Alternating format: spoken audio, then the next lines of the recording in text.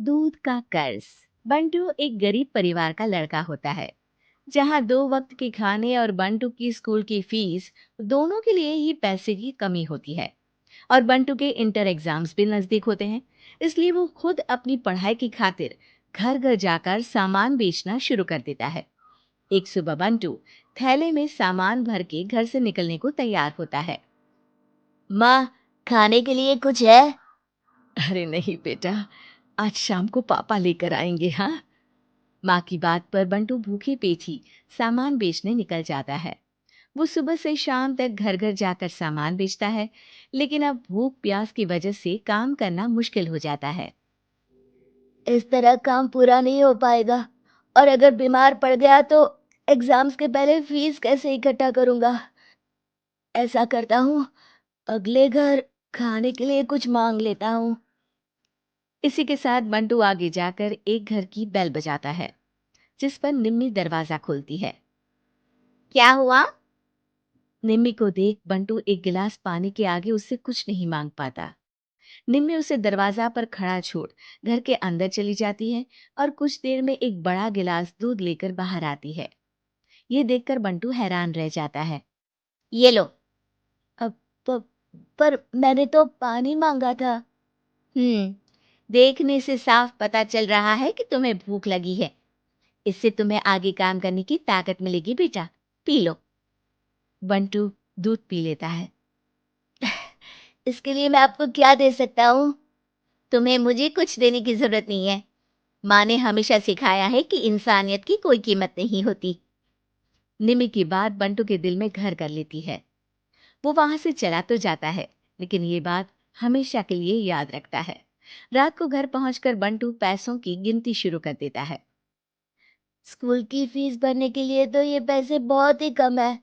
कल से मुझे ज्यादा मेहनत करनी होगी। अगली सुबह से बंटू फिर एक बार पूरी मेहनत के साथ काम पर लग जाता है।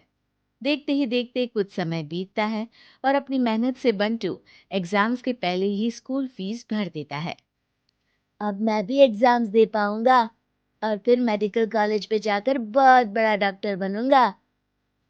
बंटू दिल लगाकर पढ़ाई शुरू कर देता है। उसे एग्जाम्स में टॉप करने की वजह से कॉलेज की स्कॉलरशिप भी मिल जाती है और वो पढ़ाई करने दूसरे शहर चला जाता है। सर, इस स्कॉलरशिप से आपने मेरा सपना पूरा कर दिया। मैं आपको जितना भी थैंक यू बोलूं उतना कम है। बेटे, तुम ऑल टाइम टॉपर हो। तुम जैसे ब्राइट स्टूडेंट को अपने कॉलेज में एडमिशन देना हमारे लिए प्राउड की बात है। हमें पूरा भरोसा है कि एक दिन तुम अपने नाम के साथ साथ इस कॉलेज का नाम भी बहुत रोशन करोगे। इसी तरह 15 साल बीत जाते हैं और बंटू अपने शहर का मशहूर डॉक्टर बन चुका होता है।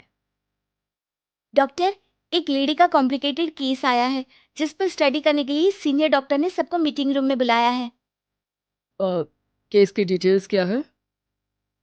बंटू के पूछने पर नर्स उसे लेडी की सारी डिटेल्स बताती है, जिस पर बंटू उसके शहर का नाम सुनते ही चौंक कर भागता हुआ उसके कमरे में पहुंच जाता है, जहां वो निम्मी को देखते ही पहचान लेता है। उसके पीछे पीछे नर्स भी वहां पहुंच जाती है। नर्स, इनकी सारी रिपोर्ट्स मुझे अभी चाहिए और अब से इनका केस मैं ही हैंडल करूंगा। पर डॉक्टर, ये केस बहुत कॉम्प्लिकेटेड है। आज तक कोई भी डॉक्टर इनकी बीमारी तक नहीं पहचान पाया और दूसरे शहर वालों ने तो इनके बचने की उम्मीद ही छोड़ दी थी। तुम्हें आगे कुछ भी बोलने की जरूरत नहीं है। मैंने जो कहा बस वही करो। नर्स बंटू को निम्मी की सारी रिपोर्ट्स दे देती है, जिसके बाद वो उस पर स्टडी शुरू कर देता है और हजारों दिक्कतों के साथ महीनों की मेहनत के बाद आखिर में निम्मी की बीमारी का पता लगाने के साथ साथ उसका इलाज ढूंढ ही लेता है। मैं आपको ठीक करके ही रहूंगा। अब बंटू अपने को डॉक्टर्स की मदद से दिन रात एक करके निम्मी के इलाज में जुट जाता है, जिसमें वो कभी दूसरे हॉस्पिटल के स्पेशलिस्ट को, कभी किसी मल्टी स्पेशलिस्ट को बुलाकर निम्मी का चेकअप कराता रहता है। इसी तरह 10 महीनों की मेहनत के बाद आखिरकार निम्मी ठीक हो जाती है, जिसे देख पूरा हॉस्पिटल हैरान रह जाता है। वाह डॉक्टर, आपने तो बिल्कुल नामुमकिन को मुमकिन कर दिखाया। यही तो हम डॉक्टर का काम है। सुनो, इनके डिस्चार्ज के बाद बिल के फाइनल प्रोसीडिंग से पहले उसे मेरे पास ज़रूर लेकर आना। कुछ ही हफ्तों में निम्मी के डिस्चार्ज होने का वक्त भी आ जाता है। निम्मी नर्स से बिल के बारे में पूछती है। पेपर सारे तैयार हैं, आप तैयार हो जाइए, तब तक मैं बिल की कॉपी भिजवाती हूँ। नर्स बिल लेकर पहले बंटू के पास जाती है, जिस पर वो बिल देखकर उस पर कुछ लिखता है और नर्स को वापस कर देता है। नर्स उसे निम्मी के पास भेज देती है और बिल हाथ में आते ही निम्मी उसे देखने से पहले ही परेशान हो जाती है। जाने कितने समय से मैं यही हूँ। शहर का सबसे बड़ा हॉस्पिटल है। बिल तो बहुत लंबा चौड़ा बन गया होगा, जिसे भरने में मेरी बची कुची पूरी जिंदगी बीत जाएगी। आखिर मैं ये सब कैसे करूंगी? डरते घबराते निम्मी बिल खोलती है तो उसकी नजर बिल के आखिर में लिखे एक नोट पर पड़ती है, जिस पर लिखा होता है, 1 गिलास दूध ने बिल पूरा कर दिया। और उसी के नीचे बंटू के सिग्नेचर भी होते हैं।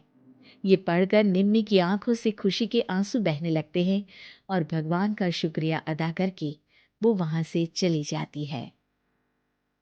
Thanks for watching. Don't forget to like and subscribe.